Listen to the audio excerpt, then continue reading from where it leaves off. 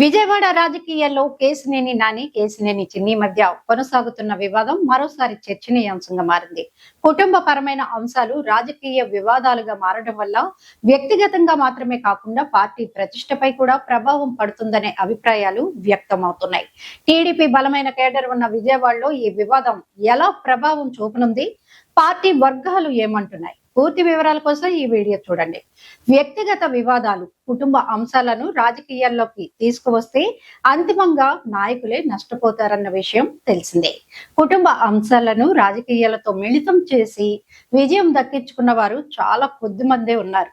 అయినప్పటికీ చాలా మంది నాయకులు ఇప్పటికీ వ్యక్తిగత వ్యవహారాలను రాజకీయాలకు ముడిపెట్టి రచ్చ చేస్తున్నారు. విజయవాడ ఎంపీ, మాజీ ఎంపీ కేశినేని బ్రదర్స్ గా పిలుచుకునే నాని, చిన్నీల మధ్య కొన్నేళ్లుగా వివాదాలు ఉన్నాయి. అవి కుటుంబ వివాదాలే తప్ప రాజకీయ పరమైన వివాదాలు కావు. అయినప్పటికీ వారిరువురు కూడా ఈ విషయాలను సామాజిక మాధ్యమాల్లో రాజకీయ వివాదాలుగా మార్చుకొని రచ్చ చేసుకున్న సందర్భాలు అనేక ఉన్నాయి. దీనివల్ల వ్యక్తిగతంగా వారికి ఎలా ఉన్నా ఎంపీ చిన్ని ప్రాతినిధ్యం వహించిన టీడీపీ విషయంలో విమర్శలు వచ్చేలా చేస్తున్నాయి.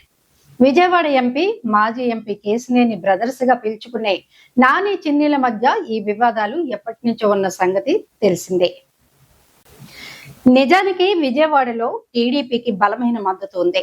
నగర పరిధిలో 3 అసెంబ్లీ స్థానాలు ఉంటే 2 చోట్ల టీడీపీనే విజయాన్ని దక్కించుకుంది. విజయవాడ ఎంపీగా వరుస విజయాలు దక్కించుకున్న నాని, చిన్ని మారిన పార్టీ పరంగా టీడీపీనే 2014 నుంచి ఇప్పటి వరకు గెలుపు గుర్రం ఎక్కింది. అంతేకాదు 2019లో వైసీపీ హవా వీచిన విజయవాడ ప్రజలు టీడీపీకే పట్టం కట్టారు. అంటే ఇది వ్యక్తి బలం కన్నా పార్టీ బలానికి సంకేతంగా మారింది. ఇప్పుడు ఈ ఇద్దరు అన్నదమ్ములు వివాదాలకు దిగడం, ఎంపీ చిన్ని తన అన్న నానిపై కేసు పెట్టడం వంటివి వారికి ఎలా ఉన్నా పార్టీ పరంగా నాయకులు చిన్నబోతున్నారన్నది ప్రధానంగా వినిపిస్తున్న మాట.